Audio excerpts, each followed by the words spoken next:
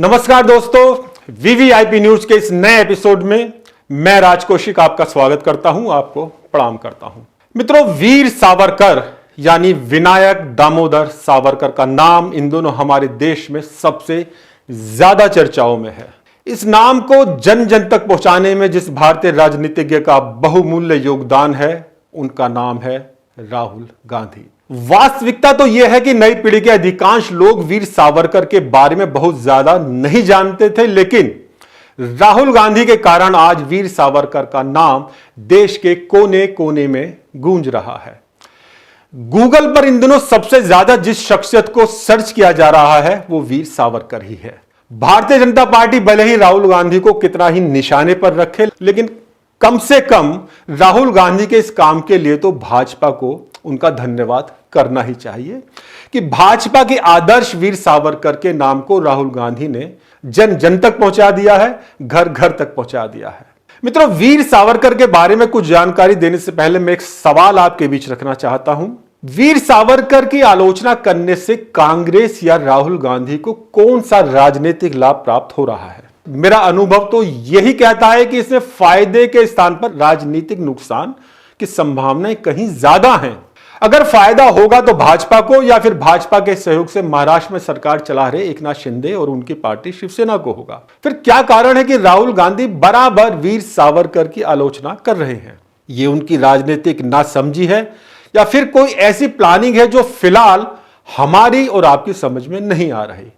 कुछ भी हो, इस पर विचार किया जाना जरूरी है। दोस्तों, आगे बढ़ने से पहले आइए आपको दिखाते हैं राहुल गांधी का वो बयान जिसे लेकर वीर सावरकर का मुद्दा इन दिनों इस कदर गरमाया हुआ है। दरअसल पिछले दिनों एक प्रेस कॉन्फ्रेंस में पत्रकारों ने पूछा था कि अगर आपके माफी मांगने से सारे मामले शांत हो सकते हैं तो आप माफी क्यों नहीं मांग रहे?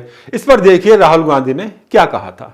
राहुल गांधी सोचता है मेरा नाम सावरकर नहीं है, मेरा नाम गांधी है। गांधी किसी से माफी नहीं मांगता। राहुल गांधी के इस बयान के बाद भारतीय जनता पार्टी के तमाम नेता बेहद आक्रामक हो गए। भाजपा के राष्ट्रीय प्रवक्ता सुधांशु त्रिवेदी ने एक चैनल के प्रोग्राम में ऐसी तीखी प्रतिक्रिया व्यक्त की है जिसका जवाब फिलहाल कांग्रेस के पास दिखाई नहीं दे रहा। सुधांशु त्रिवेदी ने कहा कि कोई तुलना हो ही नहीं सकती। सावरकर पहले ऐसे स्वतंत्रता सेनानी हैं जिन्हें एक ही जीवन में 2 आजीवन कारावास की सजा मिली। महत्वपूर्ण बात यह है दोस्तों कि यह सजा जब उन्हें सुनाई गई उस समय कांग्रेस का राष्ट्रीय अध्यक्ष एक अंग्रेज ही था। सुधांशु त्रिवेदी ने यह भी याद दिलाया कि वीर सावरकर को लेकर इंदिरा गांधी के क्या विचार थे। उन्होंने वीर सावरकर के सम्मान में, यानी इंदिरा गांधी ने वीर सावरकर के सम्मान में डाक टिकट भी जारी किया था। देखिए क्या क्या कहा सुधांशु त्रिवेदी ने। वीर सावरकर भारत के एकमात्र स्वतंत्रता सेनानी है जिनको 2 जन्मों का कारावास हुआ, और कब हुआ? 1910। और जाके चेक करिए, 1910 में कांग्रेस का अध्यक्ष एक ब्रिटिश सरकार का सेक्रेटरी विलियम वेडनबर्न था। आप ब्रिटिश सरकार के सेक्रेटरी की सदारत में बैठे हुए थे और उस आदमी के खिलाफ बोल रहे हैं जिसको ब्रिटिश सरकार ने 2 जन्मों के कारावास की सजा दी। आदमी अपनी वंश परंपरा नहीं समझता है। यह बताइए, सावरकर जी के लिए इंदिरा गांधी जी ने डाक टिकट जारी किया था। अब इंदिरा जी सही या राहुल जी सही?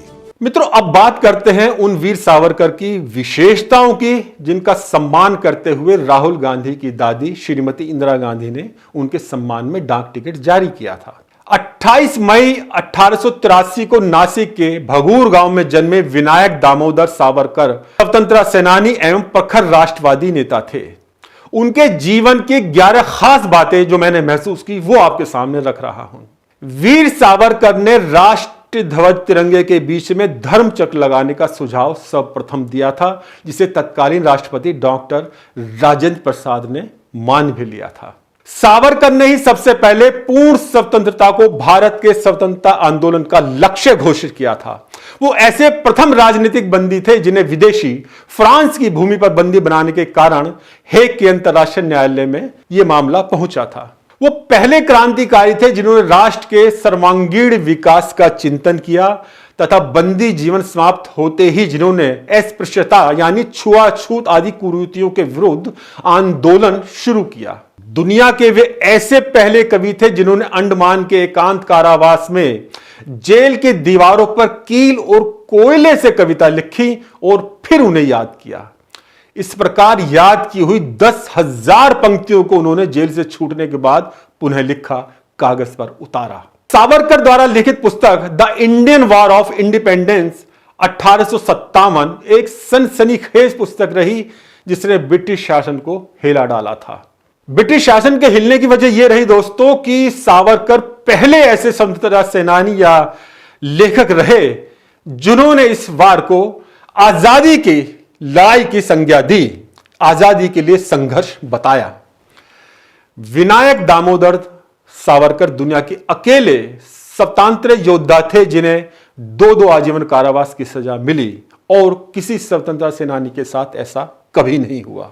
वो विश्व के ऐसे पहले लेखक थे जिनकी कृति को 2 देशों ने प्रकाशन से पहले ही प्रतिबंधित कर दिया था। वे पहले स्नातक थे जिनकी स्नातक की उपाधि को स्वतंत्रता आंदोलन में भाग लेने के कारण अंग्रेज सरकार ने वापस ले लिया था। वीर सावरकर पहले ऐसे भारतीय राजनीतिज्ञ थे जिन्होंने सर्वप्रथम विदेशी वस्त्रों की होली जलाई थी। उसके बाद तो ये कार्य बहुत से राजनीतिज्ञों ने किया।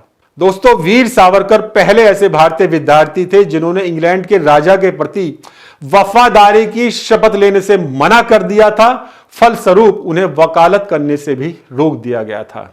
और दोस्तों, सबसे बड़ी बात, वीर सावरकर पहले ऐसे स्वतंत्रता सेनानी रहे जिन्होंने इंग्लैंड में रहकर पढ़ते हुए छात्र जीवन से ही ब्रिटिश हुकूमत के खिलाफ बगावत शुरू कर दी थी। भारत में रहकर ब्रिटिश हुकूमत का विरोध करना एक अलग बात है, लेकिन इंग्लैंड में रहते हुए इंग्लैंड की सत्ता का, सियासत का विरोध करना यह एक बहुत बड़ी बात है।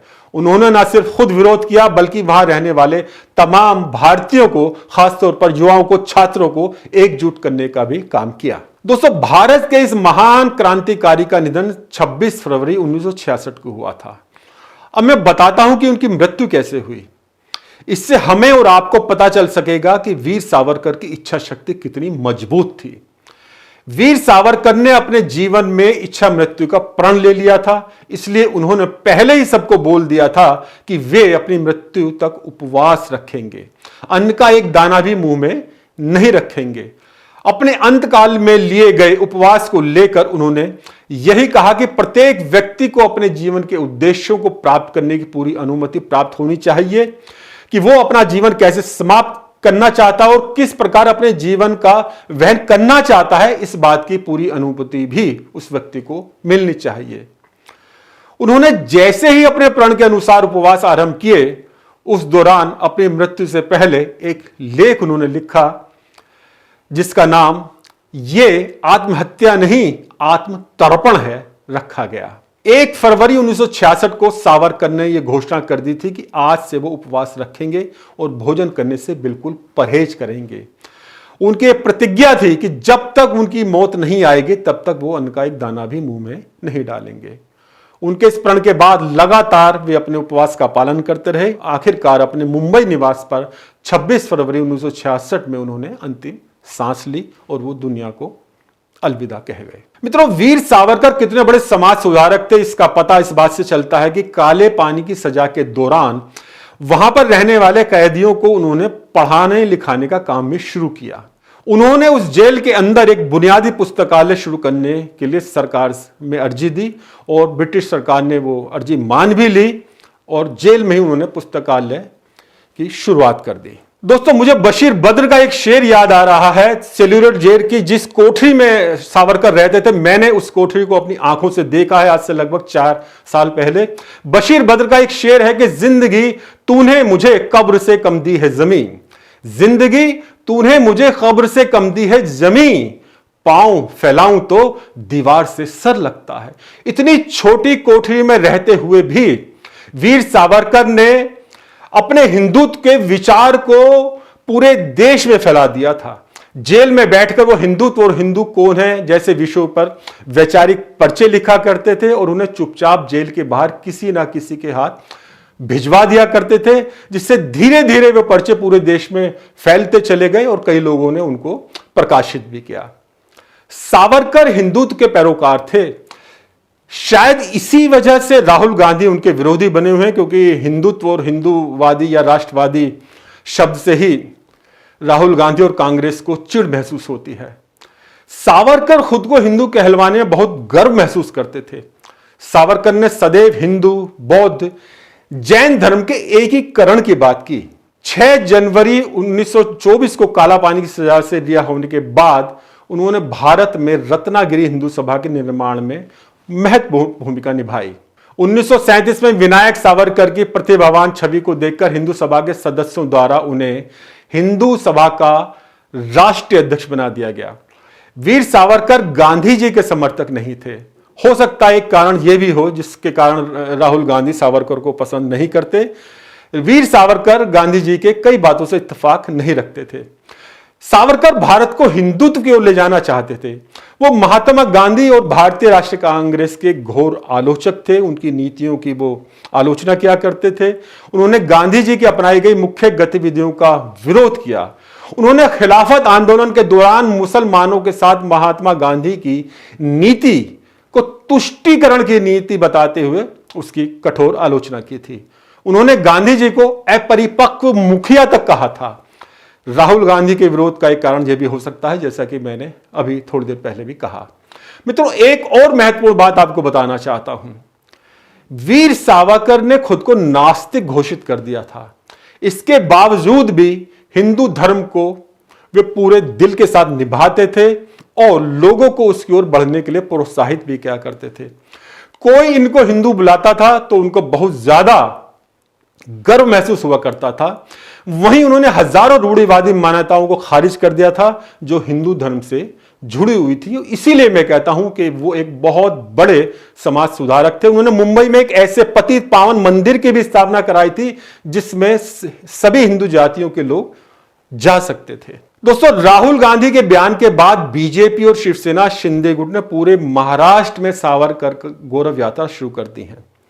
इस दौरान सीएम एकनाथ शिंदे ने राहुल गांधी को चुनौती देते हुए कहा कि कोई सावरकर की तरह एक दिन सेलुलर जेल में रहकर तो दिखाए। महाराष्ट्र के लोग भगवा टोपियां पहनकर यात्रा में भाग ले रहे हैं जिन पर लिखा रहता है मी सावरकर, यानी मैं सावरकर हूं।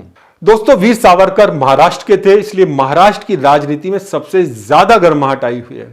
महाराष्ट्र में कांग्रेस के साथ तालमेल करने वाले शरद पवार ने जहां स्पष्ट रूप से कहा है कि सावरकर के बलिदान की उपेक्षा नहीं की जा सकती, वहीं उद्धव ठाकरे ने भी राहुल गांधी को चिताया है कि इस तरह की बातें नहीं होनी चाहिए। देखिए क्या कह रहे हैं उद्धव ठाकरे। पण आज जाहीर राहुल गांधींना मी सांगतोय की ही लढाई जी आहे ती लोकशाहीची लढाई आहे। तर राहुल गांधींना मी जाहीरपणाने सांगतोय की सावरकर आमचं दैवत आहे, त्यांचा अपमान आम्हाला पटणारा नाही, अजिबात पटणार नाही। लढायचं असेल तर दैवतांचा अपमान आम्ही सहन नाही करणार, अजिबात करणार नाही।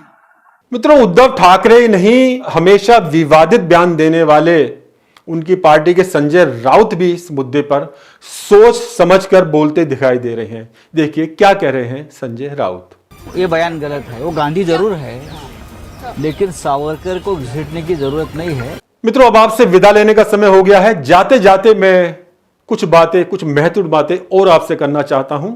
आजादी की लड़ाई में जितने भी स्वतंत्रता सेनानी उस समय सक्रिय थे, उन सबका ही वीर सावरकर को लेकर बहुत ही श्रद्धा भाव था। इतिहास के पन्ने अगर टटोले जाएं तो साफ साफ हमें नजर आता है कि शहीद भगत सिंह ने भी वीर सावरकर की प्रशंसा की थी।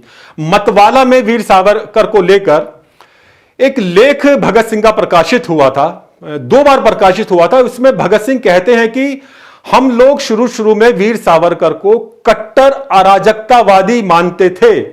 एक तरफ हम उनको अराजकतावादी मानते थे, दूसरी तरफ हम अपनी आंखों से देखते थे कि वीर सावरकर अगर मुलायम घास पर भी चल रहे हैं तो कभी कभी वो चलते चलते रुक जाते थे कि उनके बोझ से ये मुलायम घास दब ना जाए।